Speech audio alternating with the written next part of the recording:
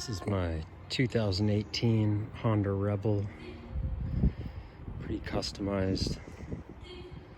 For the most part, almost done with it. Going to replace the speedometer. I have a super low profile digital gauge that I'm going to put on there.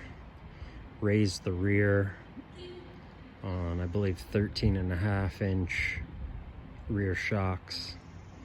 Shorty exhaust with an extension. Black wheel covers. Totally new headlight mount and light. Seat. Custom paint. New handlebars, put the clip-ons on there. Feels really good. Sounds awesome. Fantastic bike.